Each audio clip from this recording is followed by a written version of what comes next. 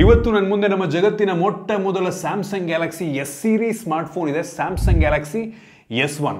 ಇದು ಲಾಂಚ್ ಆಗಿದ್ದು 2010 ಇಸ್ವಿಯಲ್ಲಿ. ಲಾಂಚ್ ಆದಾಗ ನಮ್ಮ ದೇಶದಲ್ಲಿ 20,000 ರೇಂಜಲ್ಲಿ ಲಾಂಚ್ ಆಗಿತ್ತು. ನಾನು ಈ ಸ್ಮಾರ್ಟ್ಫೋನ್ನ ಇಂಪೋರ್ಟ್ ಮಾಡ್ಕೊಂಡಿದ್ದು, ಸದ್ಯಕ್ಕಂತೂ ನಮ್ಮ ದೇಶದಲ್ಲಿ ಸ್ಮಾರ್ಟ್ಫೋನ್ ಸಿಗ್ತಲ್ಲ, ಬೇರೆ ದೇಶದಿಂದ ಇಂಪೋರ್ಟ್ ಮಾಡ್ಕೊಂಡಿದ್ದಕ್ಕೆ ಕಸ್ಟಮ್ ಡ್ಯೂಟಿ ಎಲ್ಲ ಇನ್ಕ್ಲೂಡ್ ಮಾಡ್ಕೊಂಡು 25,000 ರೂಪಾಯಿ ಆಯಿತು. ನಾನಂತೂ ಹೆವಿ ಎಕ್ಸೈಟ್ ಆಗಿದ್ದೀನಿ.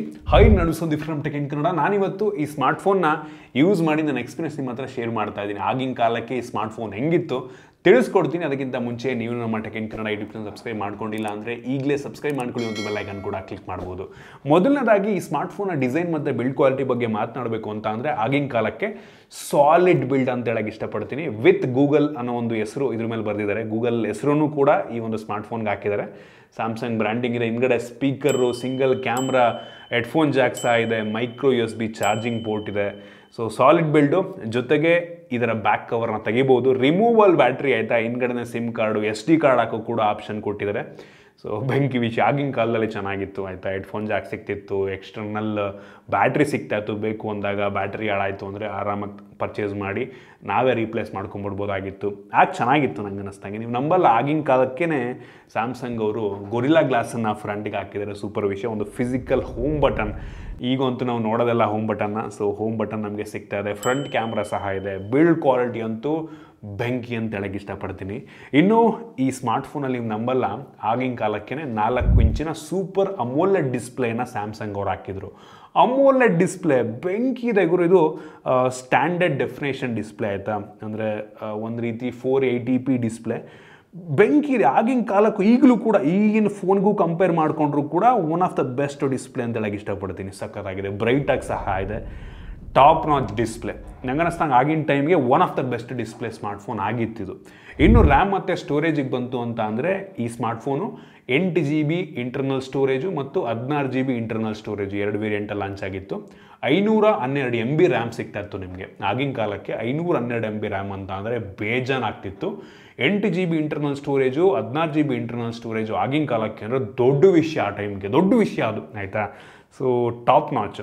ಇನ್ನು ಪ್ರೊಸೆಸರ್ ಬಗ್ಗೆ ಮಾತನಾಡಬೇಕು ಅಂತ ಅಂದರೆ, ಸ್ಯಾಮ್ಸಂಗ್ ಅವ್ರದ್ದು ಒಂದು ಪ್ರೊಸೆಸರ್ನ ಇದಕ್ಕೆ ಹಾಕ್ತಾರೆ. ಹಮ್ಮಿಂಗ್ ಬರ್ಡ್ ಅಂತ ಪ್ರೊಸೆಸರು. ಇದು single core processor. 1 GHz ಕೋರ್ಟೆಕ್ಸ್ A8 processor ಇದಾಗಿತ್ತು. ಆಗಿನ ಟೈಮ್ಗೆ ಸ್ಮಾರ್ಟ್ಫೋನ್ ಲೆವೆಲ್ಗೆ ಬೆಂಕಿ ಪ್ರೊಸೆಸರ್ ಆಯಿತಾ. ಅಯ್ಯೋ ಇಷ್ಟೊಂದು ಪವರ್ಫುಲ್ ಪ್ರೊಸೆಸರ್ ಅಂತ ಅಂತಿದ್ರು. ಬಟ್ ಈಗಂತೂ ಏನು ಮಾಡೋಕ್ಕಾಗಲ್ಲ. ನಾನು ಯೂಸ್ ಮಾಡ್ದಂಗೆ ಈ ಸ್ಮಾರ್ಟ್ಫೋನಲ್ಲಿ ಗೂಗಲ್ ಪ್ಲೇಸ್ಟೋರ್ ಇದೆ, ಬಟ್ ಲಾಗಿನ್ ಆಗಲ್ಲ. ಏನಕ್ಕೆ ಅಂದರೆ ಗೂಗಲ್ನವ್ರು ಸಪೋರ್ಟನ್ನು ಸ್ಟಾಪ್ ಮಾಡಿದ್ದಾರೆ. ಇದು ಲಾಂಚ್ ಆದಾಗ ಆ್ಯಂಡ್ರಾಯ್ಡ್ 2.1 ಆಯಿತಾ, ಜಿಂಜರ್ ಬ್ರೆಡ್ನ OSನ ಜೊತೆಗೆ ಬಂದಿದ್ದು.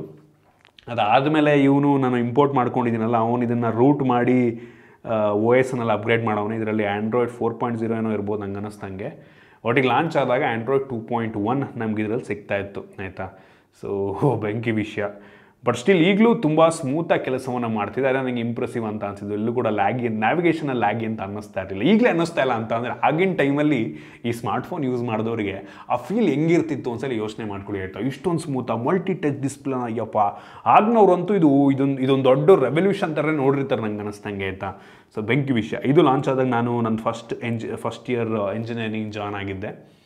ಆಗಿನ ಟೈಮಲ್ಲಿ 20,000 ಎಲ್ಲ ಅಫೋರ್ಡ್ ಮಾಡೋಕ್ಕೆ ನಂಗೆ ದೇವರನ್ನ ಆಗ್ತಾ ಇರಲಿಲ್ಲ. ನನಗಂತೂ ನಮ್ಮ ಅಪ್ಪ ಅಮ್ಮನೂ ಕೊಡಿಸ್ತಾ ಇರಲಿಲ್ಲ. ಆ ಟೈಮಲ್ಲಿ ಈ ಸ್ಮಾರ್ಟ್ಫೋನ್ ಇದ್ದಿದ್ರೆ ನಾನು ಏನೇನೋ ಮಾಡ್ತಿದ್ದೆನೋ ಗೊತ್ತಿಲ್ಲ ಆಯಿತಾ. ಕ್ಯಾಮ್ರಾಗೆ ಬಂದ್ಬಿಡ್ತೀನಿ ಡೈರೆಕ್ಟಾಗಿ. ನೀವು ನಂಬಲ್ಲ, ರೇರಲ್ಲಿ 5 MP ಕ್ಯಾಮ್ರಾ, ಆಟೋ ಫೋಕಸ್. ಆಗಿನ ಟೈಮ್ಗೆ ನಿಮ್ಗೆ ಆಪ್ಟಿಕಲ್ ಇಮೇಜ್ ಸ್ಟೆಬಿಲೈಸೇಷನ್ ಎಲ್ಲ ಇಲ್ಲ. ಆಟೋ ಫೋಕಸ್ ಇದ್ದರೆ ದೊಡ್ಡ ವಿಷಯ ಆ ಟೈಮಿಗೆ ಆಯಿತಾ. 5 MP ಕ್ಯಾಮ್ರಾ ಇದೆ. ಇದು ತೆಗೆಯುವಂಥ ಫೋಟೋ ಈಗಿನ ರೀಸೆಂಟ್ ಎಂಟ್ರಿ ಲೆವೆಲ್ ಸ್ಮಾರ್ಟ್ಫೋನಿಗೆ ಕಂಪೇರ್ ಮಾಡಿಕೊಂಡ್ರು ಎಷ್ಟೋ ಬೆಟರ್ ಫೋಟೋಸನ್ನು ಪ್ರೊಡ್ಯೂಸ್ ಮಾಡುತ್ತೆ ಅಂತ ಅನ್ನಿಸ್ತು. ಬಟ್ ಆಗಿನ ಕಾಲಕ್ಕೆ ಇದು ದೊಡ್ಡ ವಿಷಯ. ಫ್ಲ್ಯಾಶ್ ಎಲ್ಲ ಸಿಗ್ತಾ ಇರಲಿಲ್ಲ ನಿಮಗೆ ಆ ಟೈಮಲ್ಲಿ. ಅಂದರೆ ಬೇರೆ ಬೇರೆ ಫೋನ್ಗಳಲ್ಲಿ, ಸೋನಿ ಫೋನೆಲ್ಲ ಫ್ಲ್ಯಾಶ್ ಇರ್ತಾ ಇತ್ತು.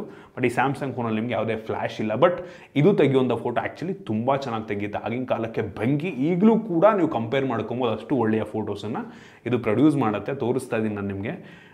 ಫ್ರಂಟ್ ಕ್ಯಾಮ್ರಾ ಬಂತು ಅಂತ ಅಂದರೆ VGA ಫ್ರಂಟ್ ಕ್ಯಾಮ್ರಾ ಕೊಟ್ಟಿದ್ದಾರೆ ಆಯಿತಾ. ಸೊ ಇದು ಕ್ವಾಲಿಟಿ ಅಷ್ಟೊಂದೇನು ಚೆನ್ನಾಗಿಲ್ಲ. ಬಟ್ ಆಗಿನ ಟೈಮ್ಗೆ ಫ್ರಂಟ್ ಕ್ಯಾಮ್ರಾ ಕೊಟ್ಟಿರೋದೇ ದೊಡ್ಡ ವಿಷಯ ಆಯಿತಾ. ಆ ಟೈಮಲ್ಲಿ ಫ್ರಂಟ್ ಕ್ಯಾಮ್ರಾ ಇರ್ತಿರಲ್ಲ, ತುಂಬ ರೇರು ಆಯಿತಾ. ಹಾಗೆ ಬಿಗಿನಿಂಗ್ ಫ್ರಂಟ್ ಕ್ಯಾಮ್ರಾದು ವಿಡಿಯೋ ಕಾಲಿಂಗ್. ಇದು 3G ಸ್ಮಾರ್ಟ್ಫೋನ್, 4G ಇರಲಿಲ್ಲ ಆಯಿತಾ. 3G ಬಂದಿತ್ತು. ಡೈರೆಕ್ಟ್ ವಿಡಿಯೋ ಕಾಲ್ ಮಾಡುವಂಥ ಫೀಚರ್ ಎಲ್ಲ ಇರ್ತಿತ್ತು. ಸೊ ಅದರಿಂದ ಫ್ರಂಟ್ ಕ್ಯಾಮ್ರಾ ಕೊಟ್ಟರು. ಇದು ಸೆಲ್ಫಿ ತಗೊಳ್ಳೋ ಪರ್ಪಸ್ ಅಲ್ಲ. ನಂಗೆ ಅನ್ನಿಸ್ದಂಗೆ ಆ ಟೈಮಲ್ಲಿ ಯಾರೋ ಸೆಲ್ಫಿ ಅನ್ನೋ ಒಂದು ಕಾನ್ಸೆಪ್ಟೇ ಇರಲಿಲ್ಲ ಅಂತ ಕಾಣುತ್ತೆ, ಆಗಿನ ಬಿಗಿನಿಂಗ್ ಆಯಿತಾ. ಸೊ ಫ್ರಂಟ್ ಕ್ಯಾಮ್ರಾ ಕೊಟ್ಟರು, ಬಟ್ ಮೇನ್ ಪರ್ಪಸ್ ಇದ್ರದ್ದು ವಿಡಿಯೋ ಕಾಲಿಂಗ್ ಅಂತ ಮಾತ್ರ ಕೊಟ್ಟಿದ್ದು ನಂಗೆ ಅನ್ನಿಸ್ದಂಗೆ. ಸೊ ಫ್ರಂಟ್ ಕ್ಯಾಮ್ರಾ ಅಷ್ಟೊಂದು ಚೆನ್ನಾಗಿಲ್ಲ, ಆ ಸ್ಯಾಂಪಲ್ ತೋರಿಸ್ತಾ ಇದ್ದೀನಿ. ವೀಡಿಯೋಗ್ರಫಿಗೆ ಬಂತು ಅಂತಂದರೆ ನೀವು ನಂಬಲ್ಲ, ಆ ಟೈಮಲ್ಲಿ ಸ್ಯಾಮ್ಸಂಗ್ ಅವರು 2010 ಇಸ್ವಿನಲ್ಲಿ ರೇರಲ್ಲಿ 720p 30 FPS HD ಕ್ವಾಲಿಟಿದು, 720p ಅಂದರೆ HD ಅಂತ ಆಯಿತಾ, ಫುಲ್ HD ಅಲ್ಲ, ಬರೀ HD 30 FPS ವಿಡಿಯೋ ರೆಕಾರ್ಡಿಂಗ್ ಕೊಟ್ಟಿದ್ದಾರೆ. ಕ್ಲಾರಿಟಿ ಈಗಲೂ ಚೆನ್ನಾಗಿದೆ ಅನ್ನಿಸ್ತು ನನಗೆ. ಆ ಸ್ಯಾಂಪಲ್ ತೋರಿಸ್ತಾ ಇದ್ದೀನಿ, ಸಕ್ಕತ್ತಾಗಿದೆ ಗುರು. ಆಗಿನ ಕಾಲಕ್ಕೆ ಹೆಂಗಿರ್ಬೋದು ನೀವೇ ಯೋಚನೆ ಮಾಡ್ಕೊಳ್ಳಿ. ಇನ್ನು ಫ್ರಂಟ್ ಕ್ಯಾಮ್ರಾ ವಿಡಿಯೋ ಕೂಡ ಇದೆ, ಸ್ಟ್ಯಾಂಡರ್ಡ್ ಡೆಫಿನೇಷನ್ ವಿಡಿಯೋ, ಅದು ಅಷ್ಟೊಂದು ಚೆನ್ನಾಗಿಲ್ಲ. ಒಟ್ಟಿಗೆ ಕ್ಯಾಮ್ರಾ ಅಂತೂ ಆ ಟೈಮ್ಗೆ ಟಾಪ್ ನಾಚ್, ಸ್ಮಾರ್ಟ್ಫೋನಲ್ಲಿ ಟಾಪ್ ನಾಚ್ ಅಂತ ನನಗನ್ಸುತ್ತೆ. ಇನ್ನೊಂದು ಇಂಟ್ರೆಸ್ಟಿಂಗ್ ವಿಷಯ ಅನ್ಸಿದ್ದೇನಪ್ಪ ಅಂತ ಅಂದರೆ ಈ ಸ್ಮಾರ್ಟ್ಫೋನಲ್ಲಿ ಫೇಸ್ ಅನ್ಲಾಕ್ ಇದೆ. ನಂಗೆ ಅನಿಸ್ತಂಗೆ ಫೇಸ್ ಅನ್ಲಾಕ್ ಅನ್ನೋ ಒಂದು ಕಾನ್ಸೆಪ್ಟನ್ನು ತಂದಿದೆ ಸ್ಯಾಮ್ಸಂಗ್ ಅವರ ಅಂತ. ಫೇಸ್ ಅನ್ಲಾಕ್ ಓಪನ್ ಮಾಡಿದ್ರೆ ನೀವು ಲಾಕ್ ಸ್ಕ್ರೀನಲ್ಲಿ ಕ್ಯಾಮ್ರಾ ಓಪನ್ ಆಗುತ್ತೆ, ಕ್ಯಾಮ್ರಾ ಓಪನ್ ಆಗಿ ನಿಮ್ಮ ಮುಖ ತೋರಿಸುತ್ತೆ. ಅಪ್ಪ, ಈಗಲೂ ಕೂಡ ಹಿಂಗೆ ಕೆಲಸ ಮಾಡೋದು, ಬಟ್ ಬ್ಯಾಕ್ಗ್ರೌಂಡಲ್ಲಿ ವರ್ಕ್ ಆಗುತ್ತೆ ಅದು. ಬಟ್ ಈ ಒಂದು ಸ್ಮಾರ್ಟ್ಫೋನಲ್ಲಿ ಸ್ಯಾಮ್ಸಂಗ್ ಅವ್ರು ಹೆಂಗೆ ಮಾಡೋರೆ ಅಂತ ಅಂದರೆ ನಿಮ್ಮ ಮುಖವನ್ನು ಕ್ಯಾಮ್ರಾದಲ್ಲಿ ತೋರಿಸುತ್ತೆ. ಇಲ್ಲಿ ತೋರಿಸ್ಬಿಟ್ಟು ಫೇಸ್ ಅನ್ಲಾಕ್ ಮಾಡುತ್ತೆ. ಅಷ್ಟೊಂದು ಆ್ಯಕ್ಯುರೇಟ್ ಆಗಿಲ್ಲ ಆ ಟೈಮಲ್ಲಿ, ಆ ಟೆಕ್ನಾಲಜಿ ಅಷ್ಟೊಂದು ಇಂಪ್ರೂವ್ ಆಗಿರಲಿಲ್ಲ. ಬಟ್ ಆ ಟೈಮಲ್ಲೇ ಸುಮಾರು 14-15 ವರ್ಷಗಳ ಮುಂಚೆನೇ ಈ ಸ್ಮಾರ್ಟ್ಫೋನಲ್ಲಿ ಫೇಸ್ ಅನ್ಲಾಕ್ ಇತ್ತು ಅಂತ ಅಂದರೆ ಬೆಂಕಿ ವಿಷಯ. ಇದಾದ ನಂತರ ಫಿಂಗರ್ ಪ್ರಿಂಟ್ ಸೆನ್ಸಾರ್ಗಳು ಬರೋಕ್ಕೆ ಶುರುವಾಯಿತು 2010, 11, 12 ಟೈಮಲ್ಲೆಲ್ಲ.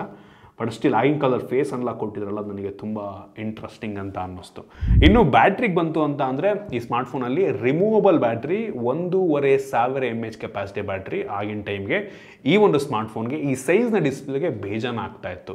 ಯಾರು ಕೂಡ ಆ ಟೈಮಲ್ಲಿ ಚಾರ್ಜರ್ ಬಗ್ಗೆ ತಲೆ ಕೆಡಿಸ್ಕೋತಾ ಇರಲಿಲ್ಲ ಆಯಿತಾ. ಸ್ಟ್ಯಾಂಡರ್ಡ್ ಇರ್ತಿತ್ತು, 5 ವ್ಯಾಟಿನ ಚಾರ್ಜರ್ ಕೊಡೋರು, ಮ್ಯಾಟ್ರ್ ಆಗ್ತಿರಲಿಲ್ಲ ಆಯಿತಾ. ಇತ್ತೀಚೆಗೆ ದೊಡ್ಡ ಬ್ಯಾಟ್ರಿ ಇರೋದ್ರಿಂದ ಫಾಸ್ಟ್ ಚಾರ್ಜಿಂಗ್ ಕೇಳ್ತೀವಿ.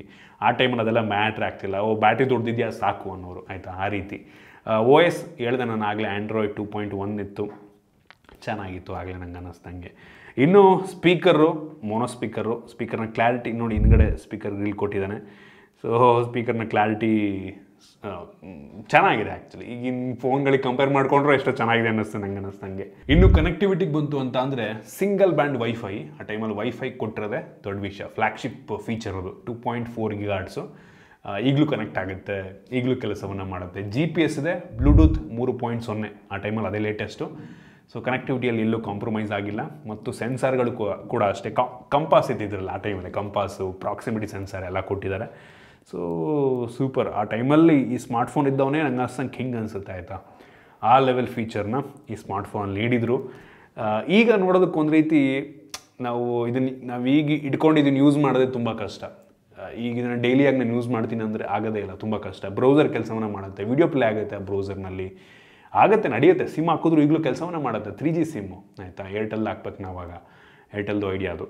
ಸೊ ಒಂದು ರೀತಿ ಬ್ಯಾಕ್ ಇನ್ ಟೈಮು ಸಮಯದಲ್ಲಿ ನಾವು ಹಿಂದೆ ಹೋದಂಥ ಒಂದು ಫೀಲ್ ಕೊಡುತ್ತೆ ಈ ಸ್ಮಾರ್ಟ್ಫೋನ್ ನಾವು ಯೂಸ್ ಮಾಡ್ತಿರ್ಬೇಕಾದ್ರೆ.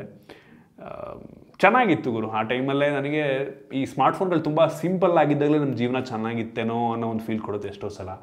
ಈಗಂತೂ ನಮ್ಮ ಸ್ಮಾರ್ಟ್ಫೋನಲ್ಲಿ ಇದು ಲೇಟೆಸ್ಟು ಸ್ಯಾಮ್ಸಂಗಿಂದು ಗ್ಯಾಲಕ್ಸಿ S24 Ultra, ಇದೊಂದು ರೀತಿ ಒಂದು ಲ್ಯಾಪ್ಟಾಪ್ ನಮ್ಮ ಕೈಲಿದ್ದಂಗೆ, ಒಂದು ಕಂಪ್ಯೂಟರ್ ನಮ್ಮ ಕೈಲಿದ್ದಂಗೆ. ಎಷ್ಟು ಪವರ್ಫುಲ್ ಅಂತ ನಿಮಗೆ ಗೊತ್ತು, ಏನೆಲ್ಲ ಮಾಡ್ಬೋದು ಇದರಲ್ಲಿ ನಿಮಗೆ ಗೊತ್ತಿಲ್ಲ. ನಿಮಗೆ ಏನು ಅನ್ನಿಸ್ತು ಆಯಿತಾ ಆಗಿನ ಟೆಕ್ನಾಲಜಿಗೂ ಈಗೂ ಇವೆರಡನ್ನು ಕಂಪೇರ್ ಮಾಡಬೇಕಾ? ಕಾಮೆಂಟ್ ಮಾಡಿ. ಕಂಪೇರ್ ಮಾಡೋದಕ್ಕಾಗಲ್ಲ, ಬಟ್ ಸ್ಟಿಲ್ ಕಂಪೇರ್ ಮಾಡಿ ಅಂದರೆ ಮಾಡ್ತೀನಿ ನಾನು. ಕ್ಯಾಮ್ರಾದಲ್ಲಿ ಏನು ಡಿಫ್ರೆನ್ಸ್ ಆಗಿದೆ ಅದಕ್ಕೂ ಇದಕ್ಕೂ ಅಂತ ಎಲ್ಲ ಏನು ಅನ್ನಿಸ್ತು ಕಾಮೆಂಟ್ ಮಾಡಿ. ನಿಮ್ಮ ಫ್ರೆಂಡ್ಸ್ ಯಾರು ಇದ್ದರೆ, ಇದನ್ನು ಯೂಸ್ ಮಾಡಿರೋರು ಯಾರು ಇದ್ದರೆ, ಗೊತ್ತಿಲ್ಲದವ್ರು ಇದ್ದರೆ, ಸ್ಯಾಮ್ಸಂಗ್ ಪ್ರಿಯರ್ ಯಾರು ಇದ್ದರೆ ಅದನ್ನು ಶೇರ್ ಮಾಡಿ, ಇಷ್ಟ ಆಗ್ಬೋದು ಅವ್ರಿಗೂ ಕೂಡ. ಐ ಹೋಪ್ ನಿಮಗೆ ಈ ವಿಡಿಯೋ ಇಂಟ್ರೆಸ್ಟಿಂಗ್ ಅನ್ನಿಸ್ತು. ಕೆಲವೊಂದು ಹೊಸ ವಿಷಯಗಳನ್ನು ಈ ಸ್ಮಾರ್ಟ್ಫೋನ್ ಬಗ್ಗೆ ತಿಳ್ಕೊಂಡಿದ್ದೀರಾ ಅಂತ ಅನ್ಕೋತೀನಿ.